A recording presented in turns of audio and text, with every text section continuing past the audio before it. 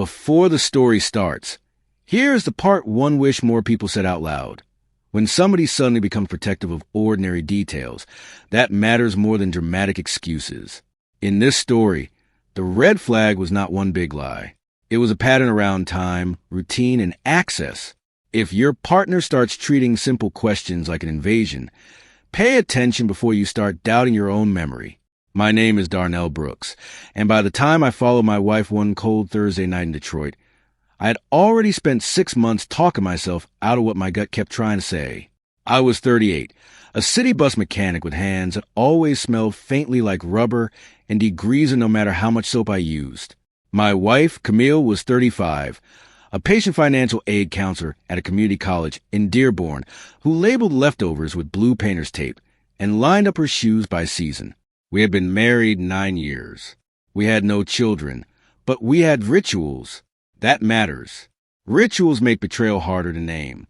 We lived in a brick duplex on a quiet block where porch lights came on early in winter, and everybody's car doors sounded too loud after 9.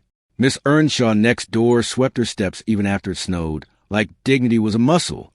On Saturdays, I got my beard trimmed at a barbershop on Livernois where old men argued about basketball and city council with the same amount of heat. Camille used to meet me afterward at Lou's Coney near the avenue, and we would split fries and complain about grocery prices. Back then, she laughed with her whole body, leaning forward, hand on her chest, like joy had weight. The shift started small enough to insult me, not because it was small, but because it asked me to ignore myself. Camille used to leave her phone on the kitchen counter while she folded laundry or watered the jade plant in the window.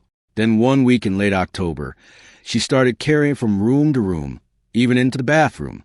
She said her campus had changed some work system and students kept sending late emails. It sounded possible, reasonable. That was her gift. Camille did not lie in a dramatic way. She told lies that fit neatly into the drawer beside the truth. I remember the first moment that sat wrong in my chest. We were at New Hope Baptist for her aunt's retirement dinner, eating dried chicken and green beans from foil trays in the fellowship hall. A phone buzzed inside Camille's purse. She glanced down and flipped the purse over, so the screen faced a chair. I only caught the name halfway. Nico, maybe Nickel. She saw me seeing it and smiled too fast. Work, she whispered. Then she stood up and took the call in the hallway. When she came back, she touched my shoulder like she was rewarding me for not asking questions. I did not ask that night. That was my first decision point. I could have said, right there between the pound cake table and the church choir photos, "Why did you hide the screen?" Instead, I chose peace, or what I told myself was peace. Really, it was fear dressed in manners. My father had been suspicious of everything and everybody. He wore mistrust like a coat, and I spent half my adult life trying not to become him.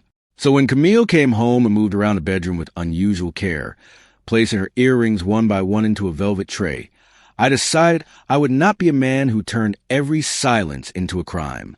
November brought darker mornings, lake wind that cut through work gloves, and a new phrase from Camille, "I might be late." The word started showing up 3, sometimes 4 evenings a week. Late because a student crisis had dragged on. Late because her department was reorganizing scholarship files.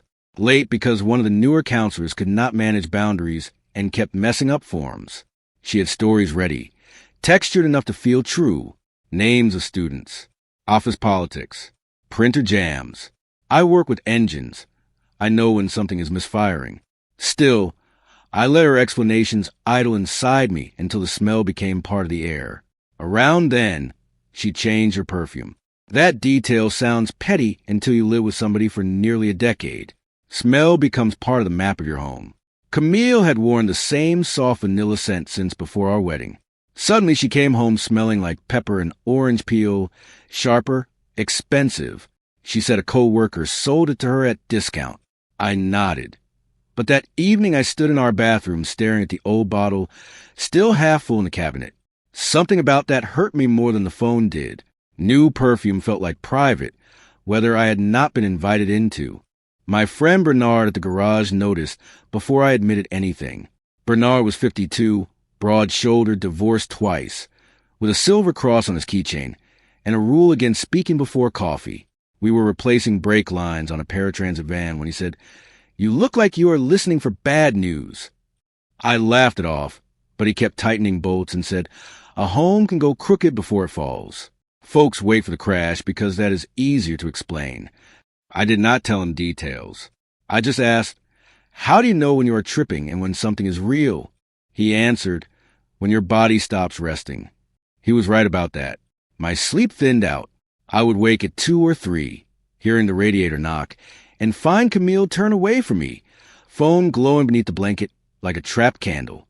If I shifted, she would click the screen dark. Once I whispered, "Everything okay?" She said, "A student's mother is in the hospital." I murmured sympathy and hated myself immediately because compassion had become the hallway where lies walked past me.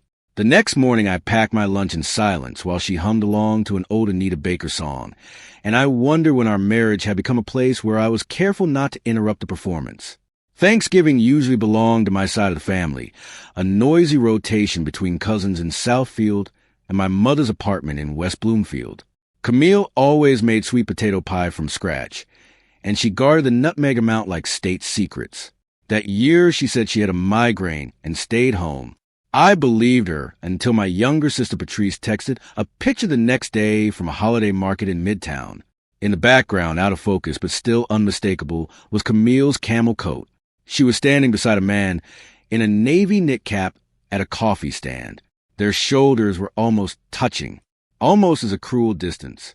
I stared at that picture in the break room at work until my sandwich went warm in a wrapper. I zoomed in and out like the truth might rearrange itself if I changed the size. The man's face was turned away. Camille's head was tilted toward him in a way I had not seen directed at me in months. I could have called her right then. That was my second decision point. Instead, I texted, "How is your head?" She replied, "Still bad. Been asleep most of the day." I remember sitting there with potato chips in my hand, feeling something inside me move from confusion to evidence. After that, I started collecting details not because I want to spy, but because I needed to protect my own grip on reality. I wrote things in a little spiral notebook I usually use for part numbers: dates she stayed late, outfits she suddenly cared about, times she smiled at messages and then flattened her face before looking at me. I hated the notebook. It made me feel small and sneaky, but it also kept me from gaslighting myself. On December 3rd, campus office closed due to weather, yet she left dressed for work. On December 6th, credit card charge at a bakery across town. She never mentioned. The bakery charge bothered me because I knew the place. Pecan House on 7 Mile made brown butter pound cake and overpriced coffee, and Camille had once called it cute but unnecessary. That same week, I found one of their napkins in the passenger side door pocket of her car. There was lipstick on it, her shade, and half a phone number written in black pen, the last 4 digits only. I sat in the car in our driveway with the dome light on, holding that napkin like it had a pulse. Then I folded it back up and put it where I found it, because I was still not ready to become the man who knew. December in Detroit presses people inward. Windows fog. Street corners look lonelier than they should. Camille and I moved around each other like courteous tenants. She still asked whether I wanted more coffee. I still scraped ice off her windshield if I got up first. But care without honesty becomes a strange insult. One Friday evening, while we were decorating the little artificial tree we used every year, she laughed at a text and actually smiled down into her chest before she caught herself. "What?" I asked. "Nothing. Department joke." She placed a glass angel on the branch. Her hands were steady. Mine were not. Christmas Eve should have broken the spell. But family can keep a lie alive by making normalcy expensive to disturb. We went to her mother's house in Flint, where cousins played cards in the dining room and somebody burned the rolls. Camille wore a green sweater and looked beautiful in a way that made me angry. Her mother, Denise, kissed my cheek and said, "Take care of my girl. She works too hard." I nearly laughed. Later that night, I saw Camille outside on the back porch, coat open to the cold, speaking low into the phone. When she came in, her eyes were bright and distant, like she had been somewhere else entirely. By January, I had convinced myself there were only 2 possible explanations. Either my wife was having an affair, or I had become so afraid of abandonment that I was building one out of crumbs. I needed a fact strong enough to stop the spinning. The fact arrived in the plainest way. Camille left her laptop open on the dining table. While she ran downstairs to switch laundry, a message notification slid across the screen from someone saved as N. Reed. It said, "Thursday still on? I miss hearing your voice in person." I did not dig further. I did not need to. Some sentences enter a room, and all the oxygen goes with them. When she came back upstairs carrying warm towels, she saw my face and froze. For one full second, I thought this was the moment honesty would finally force its way through. Instead, she glanced at the screen, closed the laptop, and said, "It is not what you think." The sentence landed exactly as badly as people say it does. "Then what is it?" I asked. She pressed the towels to her chest. "A colleague who is too familiar." "You miss his voice in person?" I said. Her jaw tightened. "Darnell, not everything is a scandal." I remember thinking, that answer is a door being shut on purpose. I slept on the couch that night, though sleep is not the right word for what I did. At dawn, I made a decision I am not proud of and still do not fully condemn. I checked our cell phone bill online. There was one number repeated across weeks, long calls after 10 p.m., several on the nights. She claimed faculty meetings ran late. The area code was local. My hand shook so hard I typed the number wrong twice into a search box. No full name came up, just a business listing for a counseling office in Ferndale, and a surname attached to an old public directory, Reed. I told myself I would confront her with the records once I had a calm plan, maybe after speaking to a lawyer, maybe after sitting with Bernard. But hurt is impatient. It wants a scene because scenes feel like control. Thursday arrived gray and wet, the sidewalk slick with half-melted snow. Camille came home early, changed clothes, and told me she needed to check on a student event for 2 hours. She wore earrings I had bought her on our anniversary, and the sharp orange peel perfume. I stood in our kitchen, watching her pull on gloves, and understood, with sick clarity, that whatever I wanted to believe no longer mattered. That was the night I followed her. I waited 5 minutes after she left, then grabbed my coat and keys and kept enough distance between our cars that I nearly lost her twice near 8 Mile traffic. My chest felt tight, not with anger at first, but shame. I kept thinking, this is ugly. This is not who I am. She drove south through wet streets, past a liquor store with a flickering sign, past a row of dark bungalows, and parked near a small jazz bar in Ferndale tucked beside a laundromat and an old bookstore. The sign above the door glowed blue in the mist. I parked across the street near a diner that still had a breakfast all day placard in the window. Rain tapped the windshield. Through the jazz bar glass, I saw Camille remove her scarf and laugh at something a man said before he even touched her. He was taller than me, clean-shaven, wearing a charcoal overcoat. He stood to pull out her chair. The gesture was ordinary, but it hit me like a confession because it was intimate in that careful, practiced way. Then she reached across the table and took his hand. Not dramatic, not desperate, familiar, that hurt worse than any kiss could have. I wish I had not seen what came next, not because it was graphic, but because it rearranged my memories. The man handed her a narrow wrap box. She smiled, then covered her mouth with the same shy gesture she used when I proposed. She leaned forward and whispered something, and he laughed, head dropped, like this was an old language between them. I sat there with the wipers squeaking every few seconds and felt our entire marriage go unstable in retrospect. Which anniversaries have been sincere? Which hard months have been real effort? What exactly had she been preserving when she said she was protecting our peace? I could have walked in. I pictured it in perfect detail. The bell over the door, her face draining, strangers pretending not to stare while listening to every word. But standing there in the parked car, I realized public humiliation would not give me clarity. It would just make my pain perform. So I made the hardest quiet decision of my life. I stayed where I was. I took 2 pictures through the windshield, enough to keep myself from ever doubting this night later. Then I drove 3 blocks away, parked by a corner store smelling of bleach and fryer oil, and sat until my breathing slowed down enough to turn the key. I went home first and packed a duffel bag.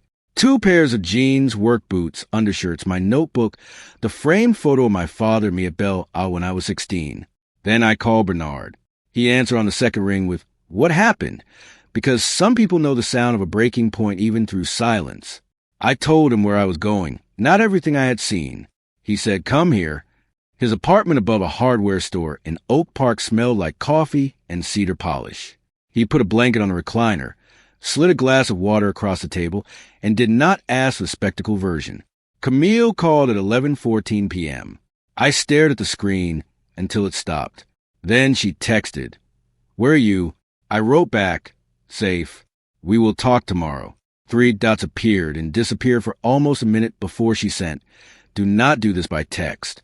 I laughed then, a dry sound I had never heard from myself. Do not do this by text. As if the medium was the insult, as if the wound had standards. I did not sleep much at Bernard's. Around 3, a train horn sounded in the distance, and I sat in the dark thinking about the gift box in her hands and how easily joy can expose where it's really been living. The next morning we met at our house because I wanted a conversation on familiar ground, where the chairs knew our weight and the walls had heard our better years too. Camille looked exhausted, but not shocked. That told me more than her words did. She sat at the dining table, fingers linked tight, and said, "His name is Nolan Reed." I said nothing. She continued, "It started as lunch, then talking, then more than it should have been." "How long?" I asked. "Since September." I placed the phone records and printed photos on the table. She flinched and whispered, "I did not think you would follow me." That sentence, more than the affair itself, stripped something clean inside me. Not "I am sorry." Not "I hurt you." She was startled by my investigation, not her deception. Once I saw that, the marriage looked different. Camille cried then, and I believe the tears were real. People can be dishonest and devastated at the same time. She said she had felt invisible, that we had become practical roommates, that Nolan listened and asked about her writing. Writing. I had not even known she had started journaling again. Hearing that made me ache with my own failures. But ache is not absolution. Neglect is a problem. Betrayal is a decision. We separated without theatrics. I moved into a short-term rental in Royal Oak for 3 months, and then found a small apartment in Detroit with radiators that hissed like irritated old men. We divided furniture, closed a joint account, and told our families in careful pieces. My mother went quiet in that dangerous way older women do when they are trying not to curse in front of the Lord. Denise called me once and said, "I am sorry for how this happened." I appreciated that. Camille and Nolan did not last, which people love to call karma, but it looked less cinematic up close. It looked like 2 people who had mistaken escape for compatibility. The actual consequences came slower. Camille's sister stopped inviting her to coordinate holiday dinners because nobody trusted her version of anything. At work, she transferred apartments after rumors spread, not because someone exposed details, but because secrecy leaks into posture and people notice. As for me, I spent months relearning ordinary evenings. I joined a Saturday walking group at Palmer Park because empty apartments can make a man start talking to televisions. I also began taking an evening course in small engine restoration, something I had postponed for years. Grief made me honest about other delays in my life. Hurt had narrowed me. I did not want bitterness to finish the job. The part one wish I had not seen that night was not my wife holding another man's hand. It was how calm she looked doing it. Calm meant this had become integrated into her, folded into routine, given a seat at the table of her life. For a while that image haunted me more than the lies. Now, 2 years later, it instructs me. Love cannot survive where truth becomes optional. I still think about the old rituals sometimes. Fries at Lou's Coney, her blue tape labels on leftovers, the tree angel in her careful fingers. But I no longer confuse shared habits with shared character. That was a lesson waiting inside the wreck. What stayed with me in this story is not just the affair. It is the pattern. The turn phone at the church dinner, the migraine while she stood at the holiday market, and that line at the table about not thinking he would follow her. Those moments show why boundaries matter early. When honesty starts shrinking and you keep making excuses for it. the grief gets more expensive.